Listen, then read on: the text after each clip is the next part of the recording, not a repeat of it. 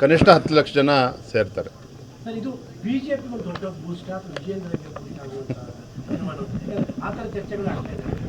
ಚುನಾವಣೆ 6 ತಿಂಗಳಿದ್ದಾಗೆ ಈ ಕಾರ್ಯಕ್ರಮ ಆಯೋಜನೆ ಮಾಡಿದ್ದಿದ್ರೆ ಇದಕ್ಕೆ BJPಗೆ ಬೂಸ್ಟ್ ಆಗ್ತದೋ ಅಥವಾ ವಿಜೇಂದ್ರಗೆ ಬೂಸ್ಟ್ ಆಗ್ತದೋ ಈ ಪ್ರಶ್ನೆ ಕೇಳಿದ್ರೆ ಸರಿ ಇರ್ತಾ ಇತ್ತು. ಇವಾಗ ಯಾವುದೂ ಚುನಾವಣೆಗಳು ಇಲ್ಲ, ಬೇರೆ ಯಾವುದೂ ಕಾರ್ಯಕ್ರಮಗಳು ಕೂಡ ಇಲ್ಲ. ಆದರೆ ನಮ್ಮೆಲ್ಲರ ಹಿರಿಯರ ಒಂದು ಅಪೇಕ್ಷೆ ಇತ್ತು. ರಾಜ್ಯದಲ್ಲಿ ಅನೇಕ ಜನ ಮುಖ್ಯಮಂತ್ರಿಗಳು ಆಗಿ ಹೋಗಿದ್ದಾರೆ. ಬಹುತೇಕರು ಅದೃಷ್ಟದ ಮುಖ್ಯಮಂತ್ರಿಗಳು ಭಾಳಷ್ಟು ಜನ ಇದ್ದಾರೆ. ಆದರೆ ಸನ್ಮಾನ್ಯ ಯಡಿಯೂರಪ್ಪನವರು ಅದೃಷ್ಟದ ಮುಖ್ಯಮಂತ್ರಿಗಳಲ್ಲ. ಅವರ 50 ವರ್ಷದ ರಾಜಕೀಯ ಪಯಣದಲ್ಲಿ 45 ವರ್ಷಗಳ ಕಾಲ ವಿರೋಧ ಪಕ್ಷದಲ್ಲೇ ಇದ್ದು ಹೋರಾಟವನ್ನು ಮಾಡಿರ್ತಕ್ಕಂಥವ್ರು. ಬಡವರ ಪರವಾಗಿ, ರೈತರ ಪರವಾಗಿ, ಶೋಷಿತ ಪೀಡಿತ ಸಮುದಾಯಗಳ ಪರವಾಗಿ ಯಡಿಯೂರಪ್ಪನವರು ಯಾವತ್ತೂ ಕೂಡ ಧ್ವನಿ ಎತ್ತುವಂಥ ಕೆಲಸವನ್ನು ಮಾಡ್ತಾಯಿದ್ರು.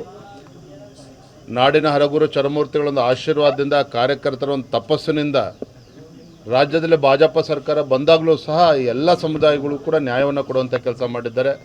ತಮಗನ್ನಿಸ್ಬೋದು ಯಡಿಯೂರಪ್ಪನವ್ರ ಕಾರ್ಯಕ್ರಮ ಎಲ್ಲ ರಾಜಕೀಯ ಮುಖಂಡರುಗಳನ್ನು ಸೇರಿಸಿ ಮಾಡ್ಬೋದಿತ್ತಲ್ಲ ಅಂಥೇಳಿ. ಆದರೆ ಎಲ್ಲ ಗುರುಗಳ ಎಲ್ಲ ಅಪೇಕ್ಷೆನೂ ಕೂಡ ಇತ್ತು. ಎಲ್ಲರ ಹಿರಿಯರ ಸಮ್ಮುಖದಲ್ಲಿ ಆಗಬೇಕು ಅಂತೇಳಿ ಆ ನಿಟ್ಟಿನಲ್ಲಿ ಇದನ್ನು ಆಯೋಜನೆ ಮಾಡಿದ್ದೇವೆ. ಇದು ಯಾವುದೇ ಒಂದು ರಾಜಕೀಯ ಬಣ್ಣ ಕಟ್ಟುವಂಥ ಅವಶ್ಯಕತೆ ಇಲ್ಲ.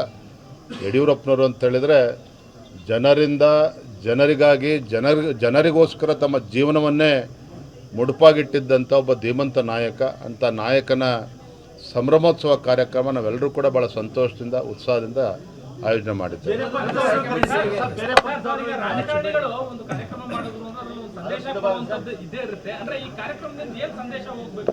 ಕಾರ್ಯಕ್ರಮ ಆದ್ಮೇಲೆ ಗೊತ್ತಾಗುತ್ತೆ ಏನೇನು ಸಂದೇಶ ಹೋಗುತ್ತೆ.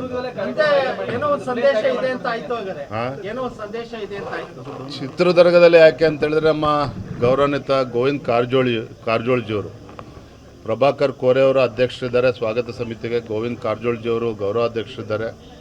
ಶ್ರೀರಾಮುಲು ಅವರು, ನಮ್ಮ ಕೋಟಾ ಶ್ರೀನಿವಾಸ ಪೂಜಾರಿ ಅವರು ಕೂಡ ಸಮಿತಿಯಲ್ಲಿದ್ದಾರೆ.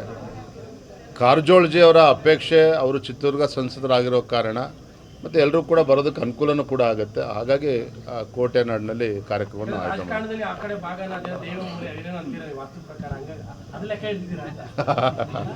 ಆ ಥರ ಏನಿಲ್ಲ, ಎಲ್ರಿಗೂ ಅನುಕೂಲ ಆಗಲಿ ಅಂತೇಳಿ